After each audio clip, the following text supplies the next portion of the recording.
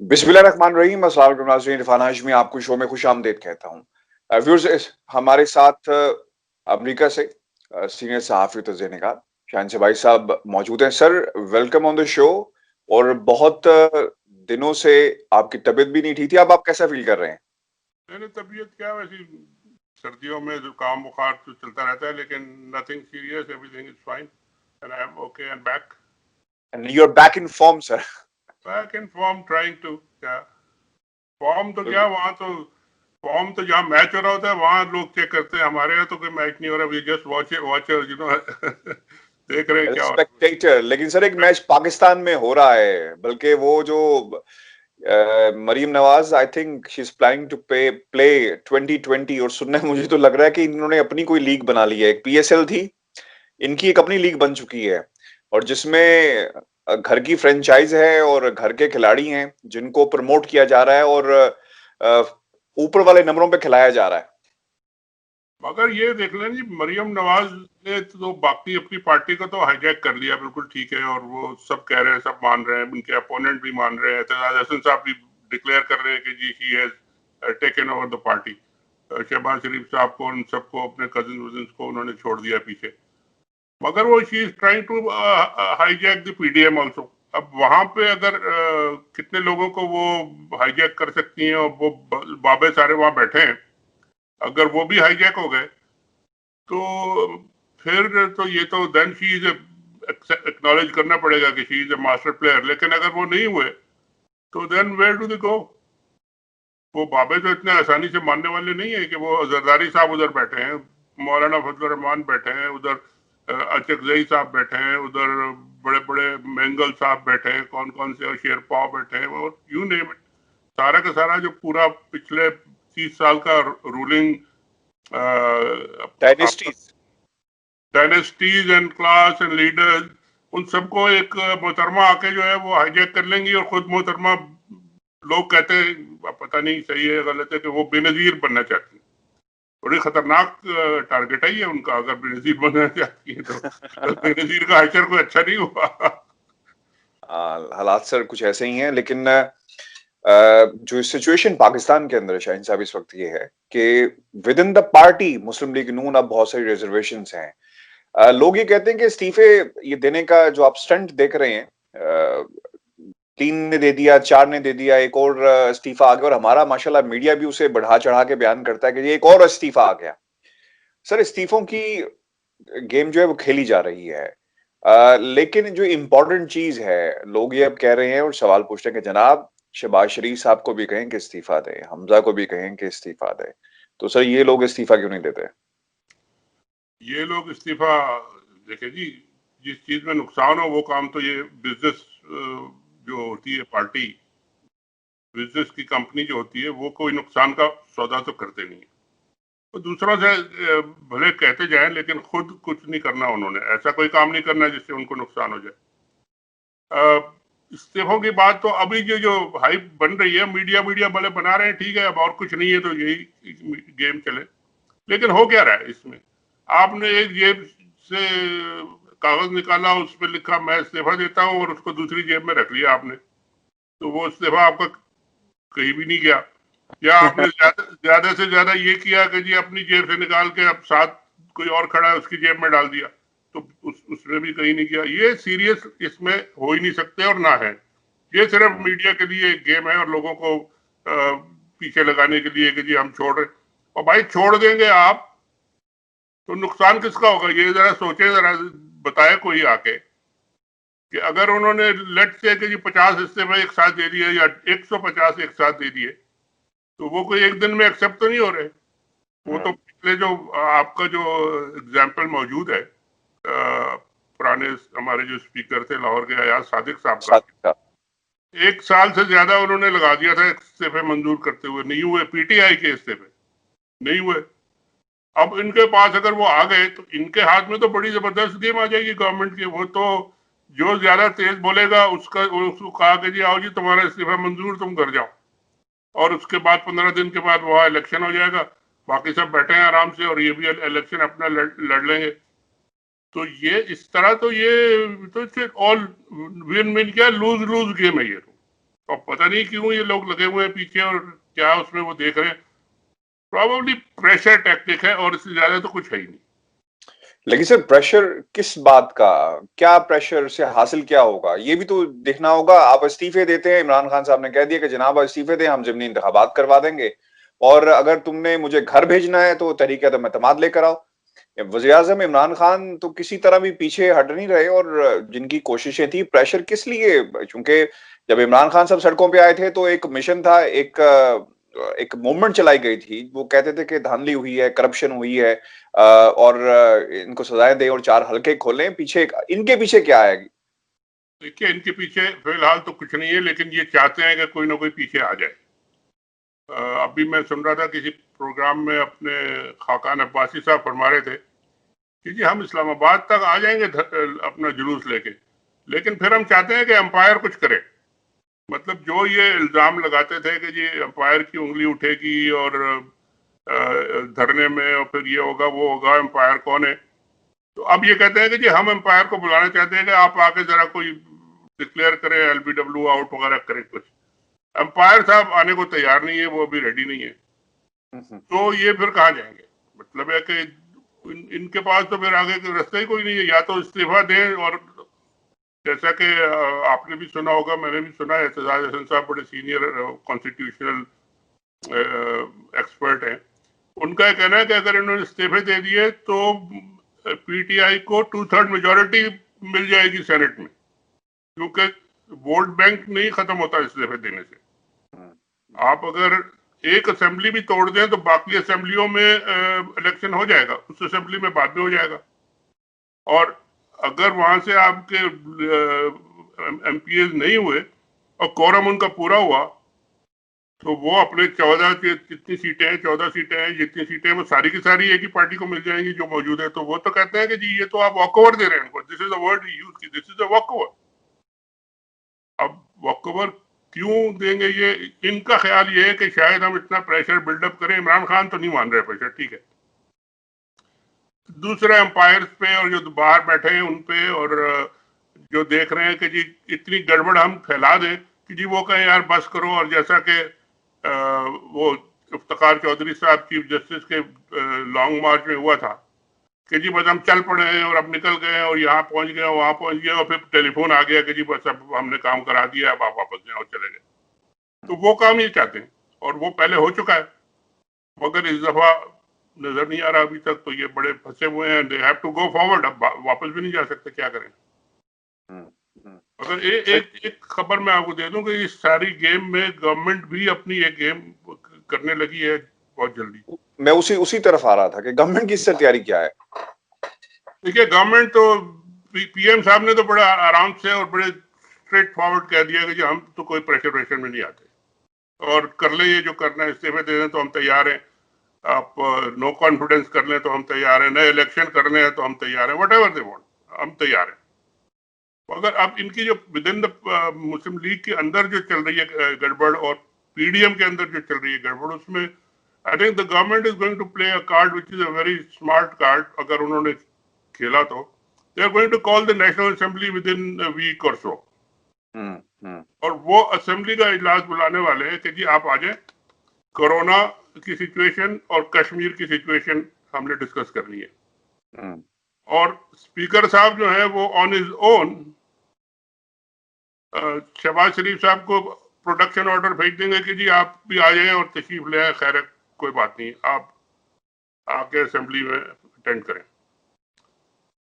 Now that if that move is made, और ये government चलती है, करती है ये मूव, तो फिर किधर खड़े होंगे ये पीडीएम वाले और पार्लियामेंट्री वाले? शहबाज शरीफ साहब क्या कहेंगे कि जी मैं बीमार हूं, मैं जेल से नहीं निकलता असेंबली में जाने के लिए, या अगर निकल भी आए, वो आ गए असेंबली में, तो एक तो बात हो जाएगी कि जी प्राइम मिनिस्टर साहब कहते हैं कि डायलॉग होना चाहिए और पार्लियामेंट के अंदर होना चाहिए, तो सब आ जाएंगे, आप फिर डायलॉग शुरू कर दें वहां पे जिस बात पे भी करना है, तो एक मीटिंग पॉइंट तो हो जाएगा। और अगर ये लोग नहीं आते तो क्या उसकी जस्टिफिकेशन क्या होगी कि क्यों नहीं आते? कि हमने बात ही नहीं करनी है, पार्लियामेंट में आना ही नहीं है, तो फिर पार्लियामेंट क्या करेंगे आप? इन इसका दोनों तरफ से इनको एक बड़ा टाइट पोजीशन में ला सकता है। With in the party, with in the PML, ये जो मरियम साहिबा तो असेंबली में ज़ाहिर आ नहीं सकती, तो Shahbaz Sharif will take the centre stage अगर वो गए तो। वहां वो जाके क्या बात करते हैं, वो इनकी लाइन और इनका नैरेटिव तो वो उनका है नहीं। तो there can be a lot of confusion within the PDM and PML और इनके जो रैंक से, और क्योंकि इन्होंने अभी कोई फैसला तो किया नहीं है और ना प्रोबेबली ये इस पोजीशन में है कि फैसला करें, क्योंकि कोई अग्री नहीं कर रहे लोग। मैंने एक अभी कल एक ट्वीट किया था कि इनका जो पिरामिड है वो बजाय चोंच ऊपर होने के वो उल्टा अपनी चोंच पे खड़ा हुआ है। It's inverted pyramid. ये शुरू हुए थे एक पॉइंट से, they have grown into an inverted pyramid के वो हर तरफ से लड़ाई झगड़े होकर इस तरीके से वो ऊपर बन गया कि अब वो उसको बैलेंस करना मुश्किल हो रहा है। सर ये बैरिस्टर एतजाज अहसन साहब की बात जरदारी साहब ने भी कहीं सुनी होगी, पार्टी में मुशावरत जरूर हुई होगी, उन्होंने भी कैलकुलेशन की होगी कि ये वॉक और जो दे रहे हैं और एक ओपन फील्ड इन्हें दे रहे हैं और मौका दे रहे हैं तो इससे बचा जा जाए। लेकिन ये बिलावल साहब कहते हैं कि हुकूमत के खिलाफ इस्तीफों समेत तमाम जमहूरी ऑप्शन इस्तेमाल करेंगे, तो ये लिप सर्विस है, इससे ज्यादा और कुछ नहीं है। उनसे जो पूछा गया, जाहिर है मीडिया के सामने खड़े हैं और लाइव, तो उनसे पूछा गया तो कुछ ना कुछ तो कहना उन्होंने। अगर बिलावल साहब से ये भी पूछा गया एतजाज के बयान के बारे में, उन्होंने कहा देखिए जी हमने अपनी सेंट्रल एग्जीक्यूटिव की मीटिंग बुला ली है और वहां पे हम सब बैठेंगे और उसमें एतजाज साहब भी अपना ओपिनियन देंगे और फिर जो भी मेजॉरिटी ओपिनियन होगा वो सबका ओपिनियन होगा। मतलब ये कि हम या तो एतजाज साहब को कन्विंस कर लेंगे कि जी आप अपना ओपिनियन चेंज कर लें और हम इस्तीफे देते हैं, या वो हम सबको मनवा लेंगे कि जी अभी इस्तीफे नहीं देने चाहिए। तो उन्होंने ओपन रखा है, उन्होंने कोई इसको कोई शट एंड क्लोज नहीं किया और कर भी नहीं सकते, क्योंकि उन सवाल ही नहीं होता कि वो लोग इस्तीफे दें, क्यों नहीं भाई, खुदकुशी कौन करे। अच्छा सर, आपने शायद ये नोट किया हो, जिस तरह नून लीग पीडीएम जिसे लीड करना चाह रही है और वहां पे भी एक हमें डिक्टेटरशिप नजर आती है, वो लोग जो पार्लियामेंट में नहीं है तो उनकी जमहूरी हैसियत क्या है? ये मुझसे किसी ने सवाल किया, मैं कहा मैं प्रोग्राम में जरूर रखूंगा कि वो लोग जो पार्लियामेंट में नहीं है वो किस मुंह से हवाम में जाके जलसे करते हैं और किस लिए, किस तरह वो नुमाइंदगी कर सकते हैं। देखिए ये बात बिल्कुल ठीक है, लेकिन जो इन्होंने पीडीएम जो बनाई है वो इसीलिए तो बनाई है कि बहुत सारी पार्टीज जो है वो जाके खुद अकेले कुछ नहीं कर सकते। तो एक छप्पड़ इन्होंने बना लिया है, एक हर एक के लिए एक कवर, कि इसके नीचे सारे आ जाओ और फिर सब साथ मिलके चलेंगे। And that is exactly what is happening. हालांकि ड्राइव उसको आजकल तो कोशिश कर रही है ओवर ड्राइव में मरियम साहिबा, ब्रेकें लगा रहे हैं जरदारी साहब। मौलाना साहब को उन्होंने बना तो दिया है उसका हेड, लेकिन उनके पास ना कुछ अंदर है ना बाहर है, ना उनके पास पैसे हैं ना उनके पास उनको। आज मैं भी एक प्रोग्राम सुन रहा था कि जी नवाज शरीफ साहब यहाँ तक तैयार है कि जरदारी साहब को वो कन्विंस कर रहे हैं कि आप अग्री कर लें कि जी मौलाना साहब जो है वो अगले प्राइम मिनिस्टर हम बना देंगे आपको, मगर ये कि बस आप इस्तीफे दे दें किसी तरीके से हमारी जान छुड़वाए आजकल जो इमरान खान से। तो यानी डेस्परेशन की एक हद है और कोई रास्ता कोई है नहीं। और जैसे जैसे टाइम गुजर रहा है, अब इन्होंने जो टाइम लाइन दी है कि जनवरी के आखिर में जाके हम लॉन्ग मार्च करेंगे। अब उस वक्त तक पता नहीं क्या क्या हो चुका होगा, कितना पानी गुजर जाएगा, कितने लोग किधर से किधर जाएंगे। और जब लॉन्ग मार्च शुरू होगा तो उनका टारगेट तो वही है कि जी हमने सेनेट का इलेक्शन नहीं होने देना, मगर उसको रोक भी नहीं सकते। आप लॉन्ग मार्च कर लें, आप वहां से चलेंगे आएंगे यहाँ आके बैठेंगे, अगर कोई बीच में इंटरफेयर नहीं करता तो कुछ भी नहीं होना। और इंटरफेयर करने वाले तो तैयार नहीं है, क्योंकि उनको भी, उनके पास भी कोई ऑप्शन नहीं है। इंटरफेयर करके क्या करें, वो किधर जाए, किसको लाए किसको ना लाए और क्यों लाए, भाई उनके पास अथॉरिटी क्या है। तो वो मतलब मेरी, बल्कि आपसे अगर शेयर करूं, मेरी पिछले 1-2 दिन में बात हुई काफी इंपॉर्टेंट लोगों से। तो मैंने एक सवाल पूछा और वो है भी जो काफी इन टच है दोनों साइड से, मतलब सिविलियन एंड नॉन सिविलियन। तो मैंने पूछा सर ये बताएं कि ये जो इनका प्रोग्राम चल रहा है, इनका जो अटैक्स हो रहे हैं, इससे आप लोग कितने क्या फीलिंग है, क्या कंसर्न है, या है कि नहीं है, या क्या आपका रिएक्शन क्या है अंदर? मतलब नॉट फॉर पब्लिकली तो जाहिर है एक दफा उन्होंने कह दिया कि जी हम इन्वॉल्व नहीं होने चाहते, लेकिन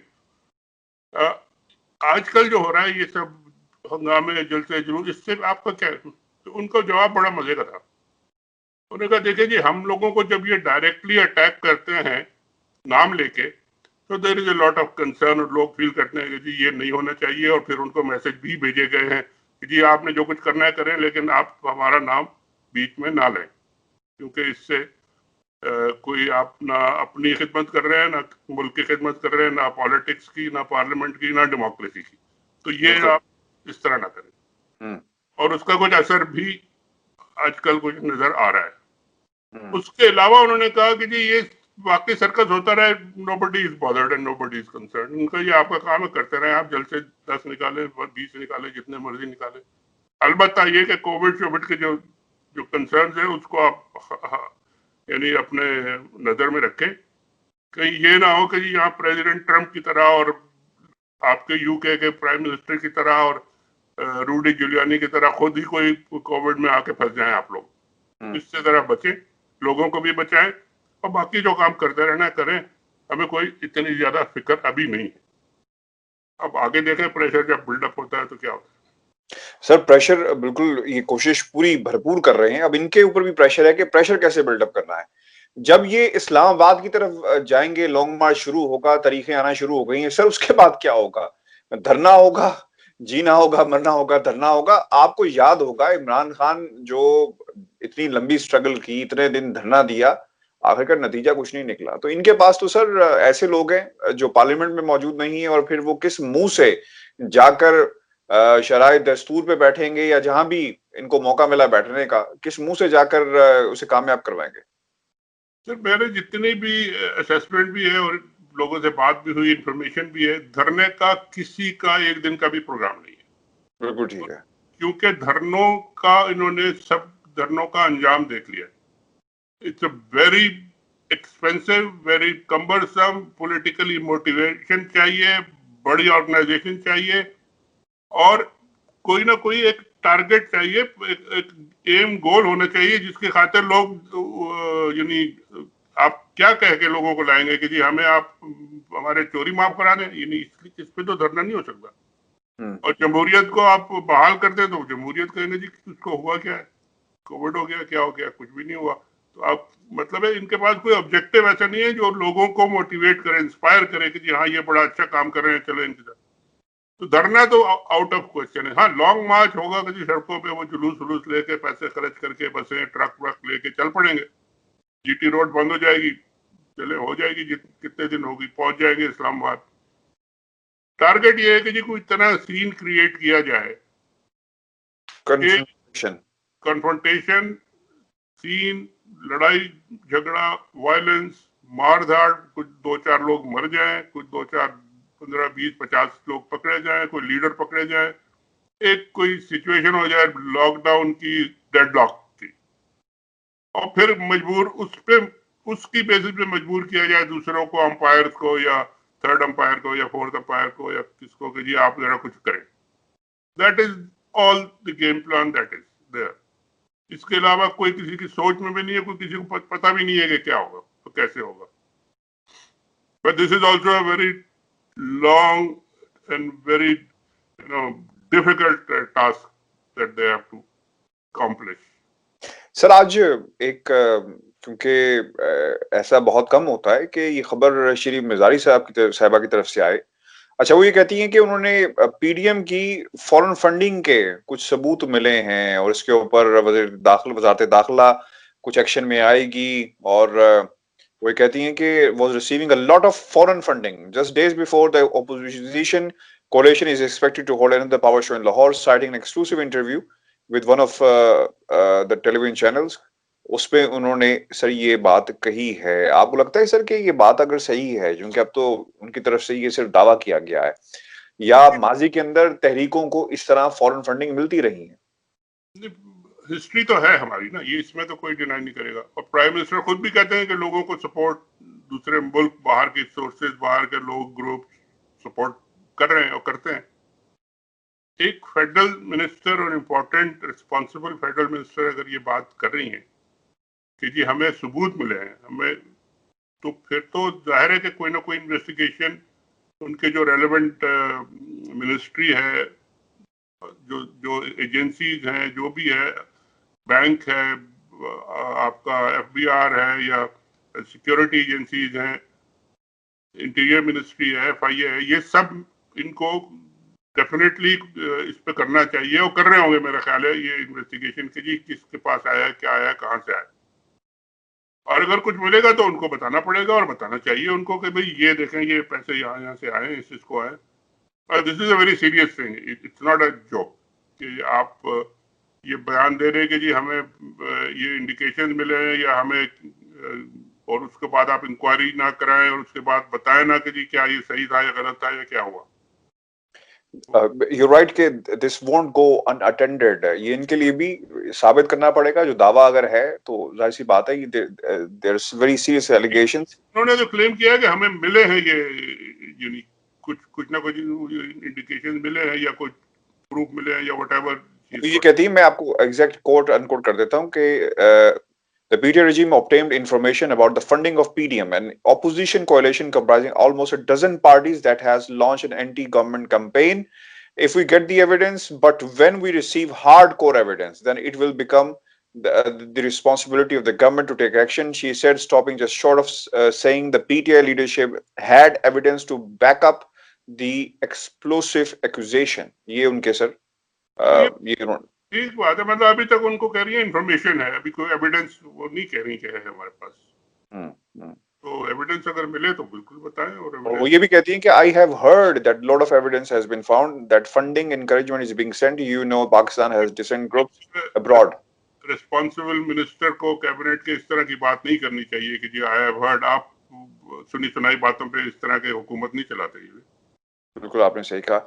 अच्छा सर, अगर उन्होंने सुना है तो वो जो कंसर्न्ड एजेंसीज हैं या मिनिस्ट्रीज हैं उनको कहें कि जी आप फाइंड आउट करें और कुछ एविडेंस मिलती है तो फिर आप बयान दें या वो दें या जो भी दे जो रिस्पॉन्सिबल है।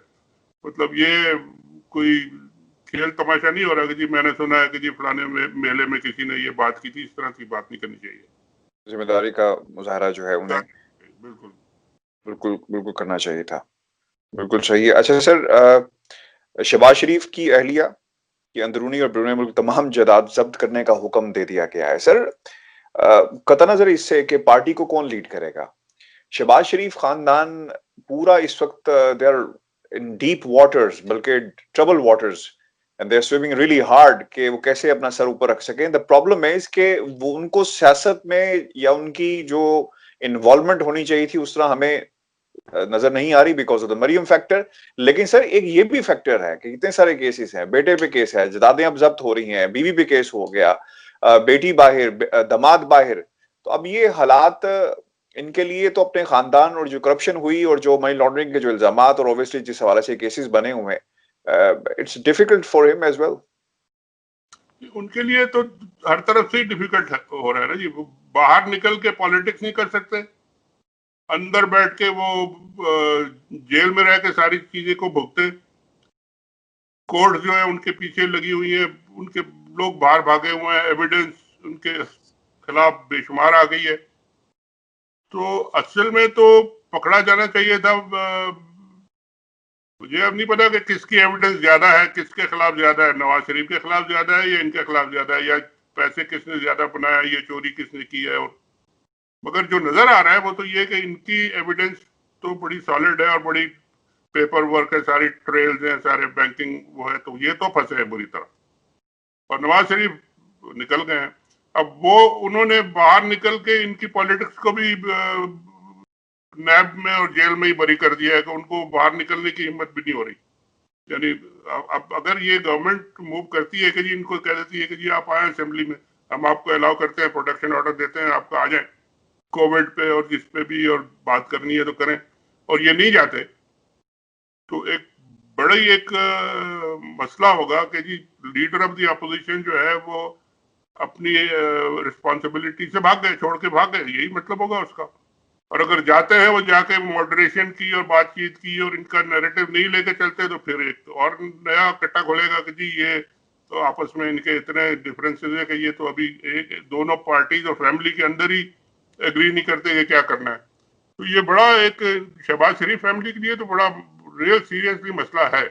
और मेरा ख्याल है ये रियलाइज करते हैं नवाज और मरियम भी, इसलिए उन्होंने इनको डंप किया हुआ एक तरीके से। और सर ये भी वजह आपको लगता है कि हो सकती है कि मरीम को एक्टिव किया गया, इनको भी पता था कि नवाज शरीफ अब पाकिस्तान आएंगे, जेल जाना पड़ेगा दोबारा। Maryam is the only factor जिसे एक्टिव किया जा सकता था, और दूसरी तरफ इनके केसेस, इनको भी पता है कि इससे निकलना बहुत मुश्किल हो जाएगा। देखिए, मरियम को एक्टिव किया गया है या मरियम को एक सॉर्ट ऑफ कंसेशन दिया गया है कि जी आप चलें, आप करें जो कुछ कर रही हैं आप, वरना मरियम के क्या है, वो भी तो कन्विक्टेड है, उनको भी तो जेल से छोड़ा हुआ है। उनको तो जेल से छोड़ा गया था कि जी आप वालिद साहब की जाके तीमारदारी करें, या उनको देखें वो वालिद साहब तो छोड़ के चले गए, तो अब किसकी तीमारदारी कर रही हैं वो। उनको तो अगर कुछ जरा सा भी उन्हें टाइट करना हुआ तो वो बेल जो है उनकी, या जो भी परमिशन उनको है बाहर रहने की, वो वापस हो सकती है, because she is also a convicted person. वो जेल में जाएंगी फिर वापस। कल सर एक सवाल लोगों ने किया और मैं आपके सामने भी रख देता हूँ। पाकिस्तान से नवाज शरीफ को जिन ताकतों ने भेजा, चाहे वो अदालतें थी, चाहे वो कुछ इदारे थे या पाकिस्तान की हुकूमत थी, वो ये कहते हैं कि अगर ना भेजा जाता तो इतना जो तमाशा ये लगा है, और पाकिस्तान की जो जमहूरियत जिसको जो इस वक्त सिचुएशन है, ये कभी भी ना होती, और हालात इतने, जो पीडीएम का जो वजूद हुआ है और जो इसने जो जन्म लिया है, ये कभी ऐसा ना होता। आपकी सर क्या असेसमेंट है? ऐसा ही है? देखिए, नवाज शरीफ को तो भेजा गया, ठीक है, और उस वक्त जो क्रिएट किया गया सारा सीन भेजने के लिए, तो वो तो सब मानते हैं कि जी चले, प्राइम मिनिस्टर भी कहते हैं कि हमने भेज दिया, गलत इंफॉर्मेशन दी गई या वट इंसानी बुनियादों पे भेज दिया। मगर उन्होंने वहां जाके जो रोल प्ले किया है वो ये लोग एक्सपेक्ट नहीं कर रहे थे। और जो भेजने वाले जो भी हैं, जिस लेवल पे भी हैं, जहां भी हैं, अब उनको समझ आ गई है कि जी ये लोग सीधी उंगली से ठीक होने वाले नहीं है, क्योंकि हमने कोशिश करके देख ली, इनको कंसेशन दे के भी देख लिया। तो वो अब और इनके लिए मेरा ख्याल है ये ज्यादा खराबी हुई है। और जिस हद तक ये लोग आगे निकल गए हैं, नाम ले लेके और इंस्टीट्यूशंस को अटैक कर करके, और पता नहीं किस किस्म के नैरेटिव ला के, जो दुश्मन के नैरेटिव कहते हैं लोग, तो ये अब इतने आगे जा चुके हैं कि ये अब वापस आ नहीं सकते, और बड़ा मुश्किल है इनके लिए दोबारा आके और दोबारा उसी तरह की पॉलिटिक्स करना। जैसे जरदारी साहब बड़े चालाक है, जरदारी साहब ने जब वो बयान दिया था कि मैं जी ईंट से ईंट बजा दूंगा और जर्नैलों की लिस्टें दिखा दूंगा तो आपको क्या हो जाएगा, फिर वो भाग गए थे छोड़ के। और फिर पता नहीं कितने अजीम साल लगे। तरीके में माफियां मांगी और क्या क्या पापड़ बेले हैं कि जी माफी हो जाए, किसी तरीके से वापस आने दिया जाए, किसी तरीके से दोबारा रिस्टोर किया जाए, मैं पीछे हट जाता हूँ, मैं अस्पताल चला जाता हूँ, मैं आगे नहीं आऊंगा, बिलावल आ जाएगा आगे। तो उन्होंने तो एक सबक सीख लिया कि जी ये काम इस हद तक आप कर सकते हैं, इससे आगे अब नहीं जाना। और इसीलिए बिलावल वगैरह जो है ना, वो भी आप एक लिमिट के अंदर ही रहते हैं और उससे आगे नहीं जाते। मगर ये लोग आगे चले गए, अब ये माफी मांगे अगर, तो इनका एक ही तरीका है कि जी शहबाज शरीफ साहब जो है वो एक मॉडरेट लाइन लेके चल रहे हैं, उनको आगे करें, वो कुछ डील शील करें, कुछ बात करें, कुछ एक्सेप्टेबिलिटी करें, कुछ पार्लियामेंट को चलाएं आगे, कुछ करें। हो सकता है उनको कुछ रिलीफ मिल जाए, शहबाज शरीफ को मिल जाए, या हो सकता है इनको भी मिल जाए अगर ज्यादा कुछ हो, सिस्टम को चलने दें। मगर ये जो अब कॉन्फ्रंटेशन डायरेक्ट कर दिया है इन्होंने, और इस लाइन पे इनके लिए तो खराबी खराबी है। अब इसमें और किस किस की कितनी खराबी होती है, अब देख रहे हैं हम सब लोग मिलकर के क्या हो रहा है। नवाज शरीफ साहब सर लाहौर के जलसे में तकरीर करेंगे, ऐसा बताया गया है, और अब इसके बाद इस पीडीएम का क्या होना है, ये बिल्कुल कौम पे वाज़ेह हो जाएगा कि क्या मुस्तकबिल है इसका। क्योंकि नवाज शरीफ साहब ने कितने जो है कितना एग्रेसिवली वो आएंगे, इदारों के खिलाफ बात करेंगे, क्योंकि लाहौर शहर उनके काफी सर स्ट्रेंथ है, तमाम हल्के आप देखें वहां पर बहुत ज्यादा स्ट्रेंथ है। और इस पे भी किसी ने कहा कि आज कि जनाब ये हल्के बेशक नवाज शरीफ के हैं, नून लीग यहाँ से जीती है, लेकिन ज्यादातर लोग मरियम को देखने के लिए जाते हैं। मरियम ऑब्वियसली एक लीडर के तौर पे इन हलकों में विजिट कर रही हैं, तो ऑब्वियसली मरियम को देखने के लिए लोग भी जाते हैं। और जो हमने गिलगित बल्तिस्तान में देखा कि एक तफरीह के लिए लोग जाते थे जलसों के अंदर, और फिर हालात भी देखे सर इलेक्शन के, तो यही उनको हमें लाहौर में भी है। देखिए, गिलगित के लोगों को तो आप एक्सक्यूज कर सकते हैं ना कि जी उनको तो कितने सालों के बाद इस किस्म का कोई शो मेला ठेला तमाशा मिला था, तो वो तो हर एक ही देखने के लिए पहुंचा हुआ था और सबने देखा भी, मगर जो उन्होंने करना था रिजल्ट वो किया, ठीक है।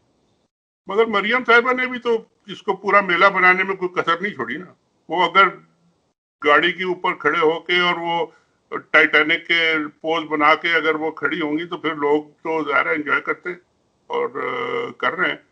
देखना यह है कि इसकी वजह से क्या लोग 0 डिग्रीज टेम्परेचर में रात को 1:30-2-3 बजे तक पानी जहाँ पर दिया गया है वो आपके पार्क में मीनार पाकिस्तान में कहते हैं पानी दे दिया गया, हालांकि वहाँ नजर तो नहीं आया पानी ज्यादा, लेकिन अगर अल्लाह ताला की तरफ से ही पानी ऊपर से आ गया, बारिश वारिश हो गई तो फिर क्या होगा, ये भी एक काफी चांसेस है, क्योंकि अगले 3-4 दिन में है चांसेस लाहौर में और प्रोडिक्शन है कि बारिश होगी और काफी सर्दी होगी।